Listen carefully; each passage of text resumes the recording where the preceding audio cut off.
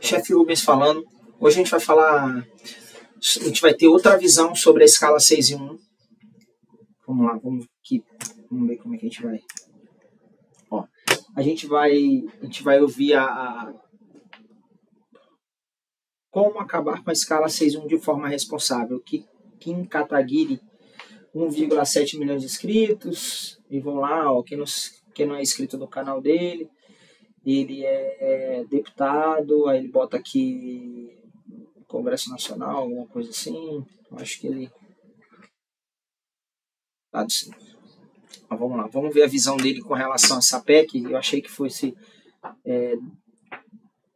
Eu acho que ele tem uma visão mais ampla da coisa. E aí quando eu coloquei no vídeo anterior a minha visão sobre escala 6 em 1, falei um pouquinho de política, falei um pouquinho dos países desenvolvidos, 2 países desenvolvidos que trabalham com escala de trabalho hora, que você ganha pela hora trabalhada, e 2 países como Brasil e Portugal, que você trabalha por salário.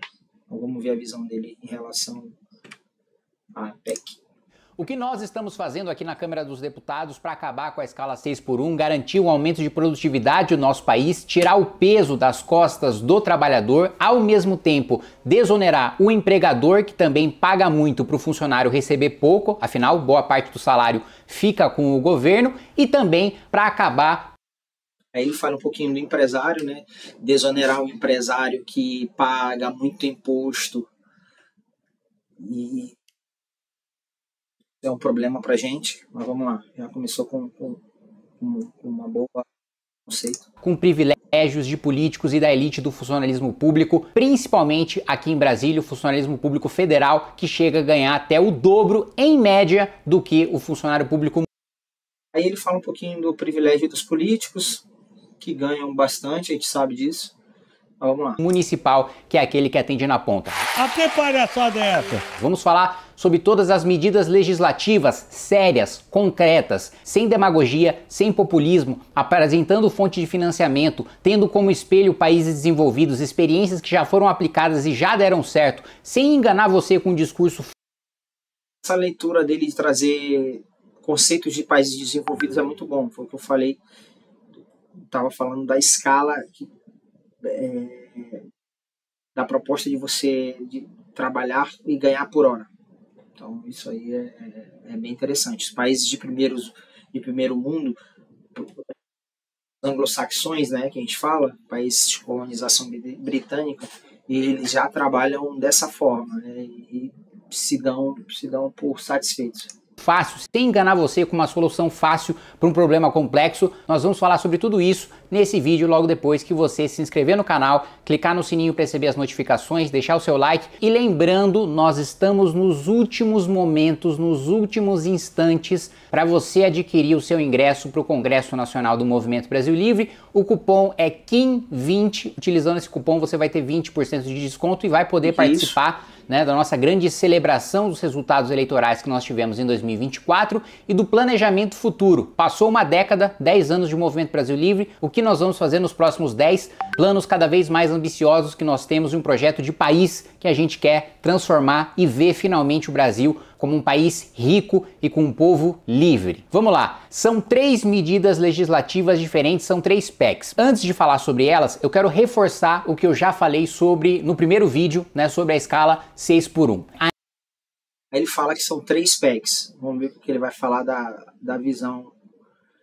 dele. Agora ele vai falar da escala. Ainda que, né, a deputada Erika Hilton fosse intelectualmente honesta e não quisesse enganar o seu eleitor, né, e ela quisesse de fato aprovar uma medida que constitucionaliza uma proibição da escala 6 por 1, primeiro, ela não precisaria apresentar uma proposta de emenda à Constituição, porque a Constituição só limita tempo máximo. Só seria necessário uma PEC caso algum deputado quisesse aumentar os dias e as horas trabalhadas permitidas na Constituição. Para limitar as horas e para limitar os dias, basta um projeto de lei. Então, o que ela está fazendo é propositalmente apresentando um projeto que não tem necessidade, né, coletando assinaturas para mobilizar a imprensa, que aliás a imprensa é bastante hipócrita, né, porque contrata todo mundo via PJ, né, aqui os setoristas da Câmara dos Deputados eu conheço, né, todo mundo contratado via PJ, né, com uma escala de trabalho,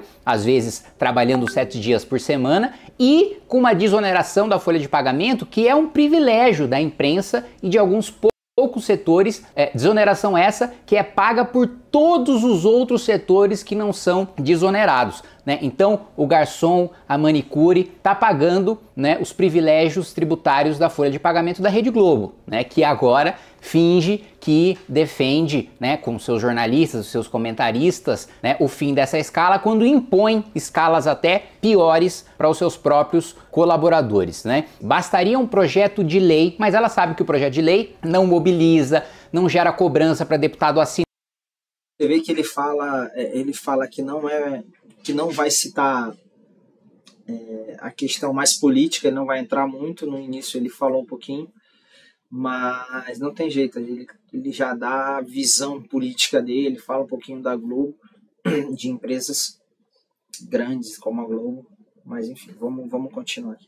Assinar, não assinar, né? Ela teria que correr e fazer articulação política, coisa que nunca fez e que não sabe fazer, tanto que tem um índice de aprovação pífio dos seus projetos de lei e de relatórios aqui na Câmara dos Deputados.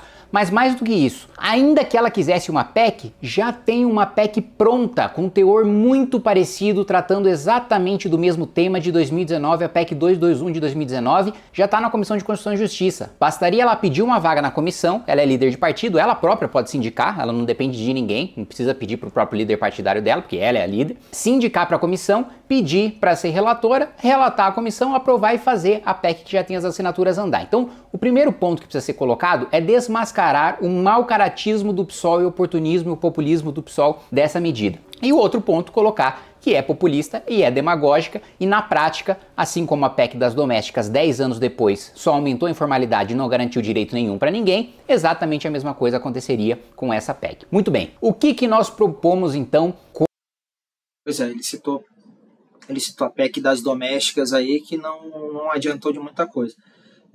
Então, assim como eu tinha falado no vídeo anterior, a gente precisa pensar muito bem, se for colocar em prática conceitos modernos e usá-lo, né? E não ficar só no debate ou só fazer a PEC para não acontecer nada. Mas como alternativa. Primeiro ponto, uma PEC do deputado Maurício Marcon. Você vai poder, como trabalhador, escolher se você trabalha sob a CLT ou se você trabalha num regime de pagamento por hora, né? Então você tem a liberdade para escolher um regime como nós temos hoje aqui no Brasil ou um regime como dos Estados Unidos ou da Europa, que você negocia, você sabe exatamente quanto vale a sua hora de trabalho e você é pago por hora. Quanto mais horas você trabalhar, maior necessariamente vai ser o seu pagamento. Esse é o primeiro ponto, copiar o que funcionou no mundo desenvolvido em relação à legislação trabalhista.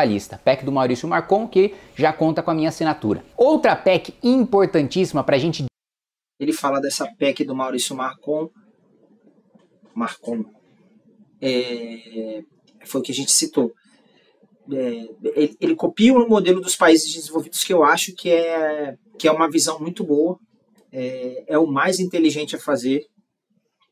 E quem não quiser, você tem a opção de trabalhar por salário mensal.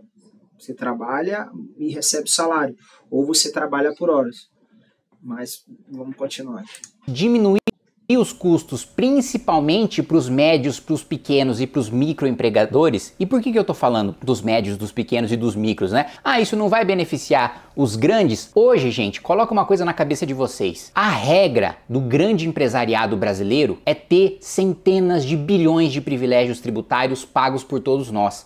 Então, por mais que tenha imposto novo, novos encargos, né, trabalhistas, novos custos, etc., eles compensam isso com os privilégios que eles conseguem por serem amigos do governo. Em regra, tá? Existem grandes empresários que não dependem, que não têm esses privilégios concedidos pelo governo, mas são centenas de bilhões de reais. Quando a gente trata de uma medida como essa, a gente precisa pensar principalmente no pequeno, porque o pequeno no Brasil paga a conta do grande, paga o privilégio do grande. Como é que a gente faz, né? Paga a conta do grande e no fundo todo mundo paga contas altas, né? É para aquele cara que é dono de um restaurante, de um bar, um comerciante e tal, tem um negócio familiar, né, para desonerar a folha de pagamento dele, uma PEC da deputada Anny Ortiz, que também conta com a minha assinatura e que desonera, né, a folha de pagamento de todos os setores, sem privilégio para ninguém. Eu citei aqui para vocês, né, que hoje a imprensa é um dos setores que tem esse privilégio. E por que é um privilégio? Porque não é dado para todo mundo. Se fosse igual, o certo, né, o que o mundo desenvolvido faz, desonera a folha de pagamento. E com uma pergunta que eu sei que todo trabalhador dá a mesma resposta. Toda a riqueza que você produz, você prefere receber e ter na sua mão, ou você prefere passar para o governo administrar e para o governo fazer política pública com esse dinheiro, gastar como quiser e te pagar da maneira e no momento em que o governo quiser? Eu tenho certeza que 100% dos trabalhadores querem receber a riqueza que eles produzem na mão deles e não querem deixar metade nas mãos do governo, que é o que acontece hoje, né? Então, a desoneração da folha vem justamente para acabar com essa realidade em que o empregador paga muito e o empregado recebe pouco, né? A gente vai dar um alívio para esse empregador. A desoneração da folha é muito importante. Então, quando a gente chega em setores de alimentação, isso é muito importante, diminui o custo. E aí tem que se adaptar, né? O empresário precisa se adaptar à nova realidade. Eu acho que se tiver opção, eu acho que fica muito... Não sei como é que vai ficar nesse sentido, mas eu acho que partir por uma linha só, trabalhar por hora, você ganha pelo que você produz. Eu acho que esse é o caminho. E aí você vai me perguntar, Pouquinho, mas você não está criticando o populismo e a demagogia de soluções fáceis? Qual é a fonte de financiamento para essa questão, né, da desoneração da folha de pagamento? Uma das fontes, e para mim é uma questão, para além de uma questão econômica, para além de uma questão de ser uma boa política pública, para além de uma questão de ser o que se faz em país desenvolvido e o que funciona, é uma questão moral. É uma das coisas que mais me movem na minha vida pública, que é combater privilégio de político, de deputado, de senador, de juiz, de promotor, da elite do funcionalismo público, do poder executivo, diplomatas, advogados da União. Aqui ele tem uma visão mais política da situação. Eu não queria muito essa visão, mas está tudo bem. Ele já pegou ali a visão explicando as PECs, isso foi muito bom.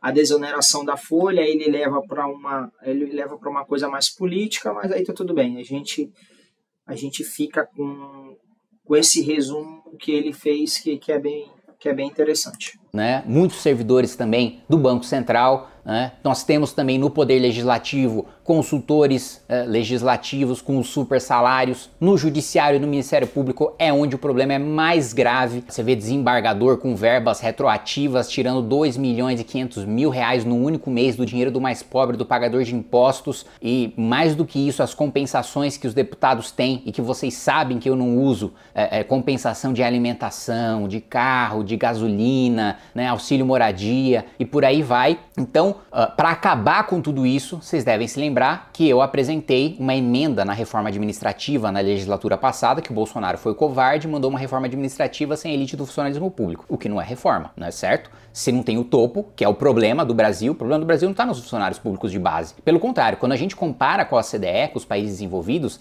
a gente tem um número pequeno de servidores públicos, mas nós temos uma elite que recebe muito mais do que a base, o que faz com que a gente tenha poucos servidores públicos, mas gaste muito com a elite do funcionalismo público, e aí muito diferente do que acontece na OCDE. como solução para isso, eu vou pedir ajuda de vocês. Por que eu vou pedir ajuda de vocês? Porque é um trabalho que eu já estou fazendo desde o início desse meu segundo mandato, que é coletar as assinaturas para a PEC antiprivilégio. A PEC antiprivilégio acaba com indenizações, verbas retroativas, super salários. Gente, é uma economia de bilhões e bilhões de reais, e não é uma hipérbole, é literalmente de bilhões e bilhões de reais. Aí ele fala numa visão macro, e concordo, se for uma visão não política, mas macro, né, da situação, iria economizar bastante. Assim, a gente teria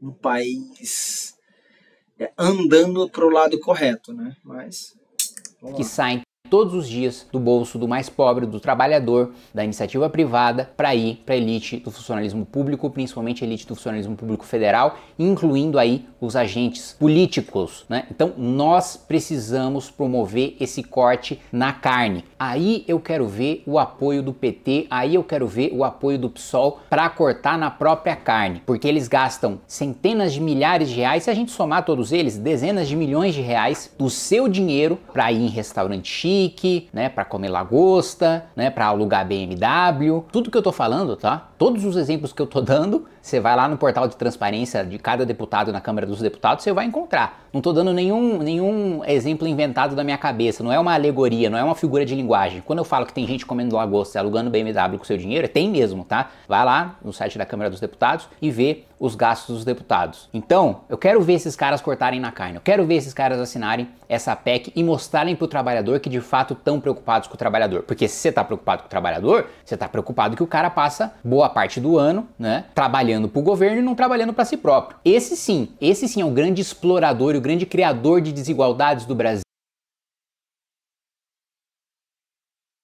Essa visão dele é muito boa. Mas vocês pararam para pensar que tudo vem de uma visão histórica? Tudo vem de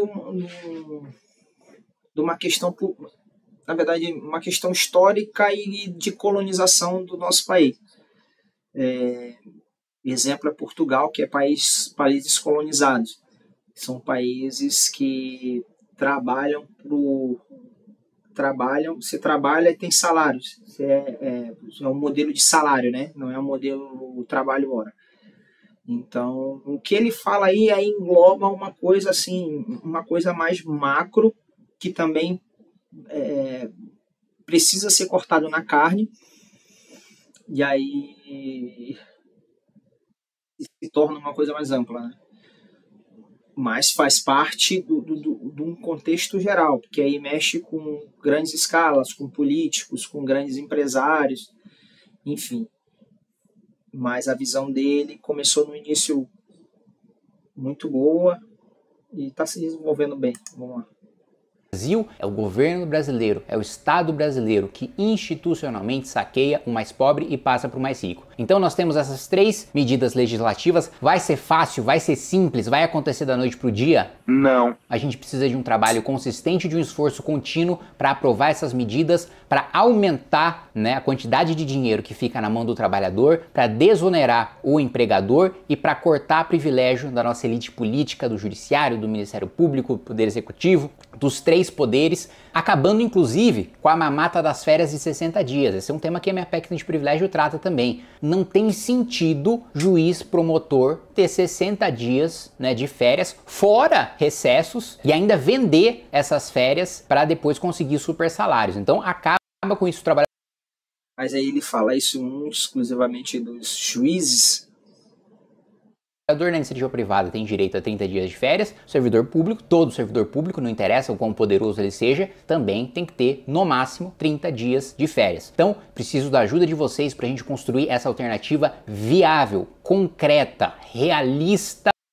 Para os juízes ter 30 dias de férias, né? É uma coisa mais macro, né? Você vai mexer com muita gente mais macro, né? Aí fugir um pouquinho da ideia inicial, que aí ele fala de várias PECs e 3 medidas, né? e que converso e dialogo a verdade com vocês. Seria muito fácil para mim, para finalizar o vídeo, embarcar em várias ondas populistas que já tiveram aqui na Câmara dos Deputados. Pisos salariais, soluções mirabolantes, né? Embarcar agora em São Paulo, se eu quisesse ser populista, embarcava na candidatura do Pablo Marçal, se eu quisesse ter voto fácil, embarcava na candidatura do Bolsonaro em 2022, me humilhava como alguns se humilharam, né, se submetendo completamente às contradições, né, e a tudo que o Bolsonaro fez e que levou à volta do PT ao poder. Eu poderia ter escolhido o caminho fácil várias e várias vezes, e você que me acompanha pode ter se decepcionado, pode ter discordado de mim em vários momentos, mas eu digo com vocês com a maior tranquilidade, eu exerço o meu mandato para defender. Aí ele fala de medidas populistas, tudo bem, mas ele precisa, na verdade, ele está falando uma coisa mais ampla, né? Ele toca mais na política, fala ele falou um pouco do PT, agora falou do Bolsonaro, se assemelha de centrão ali, vamos ver o resumo dele agora. As minhas convicções para defender aquilo que eu acredito, ainda que seja impopular, ainda que seja contra a maré, ainda que você que me segue, que me apoia, que vota em mim, não esteja enxergando a mesma coisa que eu estou enxergando, eu vou continuar defendendo as minhas convicções. E aí, quando você entender que eu não te represento mais, que as decisões que eu tenho tomado com base nas minhas convicções, com base naquilo que eu acredito e com base naquilo que eu defendo em campanha, porque eu não escondo nada de ninguém, não te representa mais, aí chegou o momento de eu sair da minha vida pública. Enquanto eu ainda represento os anseios de vocês e vocês confiam em mim para tomar essa decisão, eu continuo na luta. Pessoal, é fundamental para você que finalizou o vídeo dele, deu resumo. Gostei, ele no início ele fez, acho que ele falou tudo que a gente precisava saber. No final acho que ele falou muito mais de política, de posicionamento dele ali no Congresso. Mas enfim, é importante ter outra visão sobre essa questão da PEC e do fim das escalas.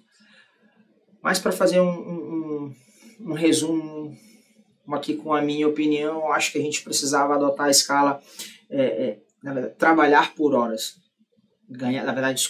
Ganhar por horas trabalhadas, que aí valorizaria mais a nossa hora. De repente a gente aí quem quer trabalhar menos horas de trabalho vai trabalhar menos horas, vai ganhar menos. Isso, as empresas se adaptam, os grandes empresários sempre se adaptam, mas era isso. E antes de finalizar, gente, deixe seu like e até o próximo vídeo.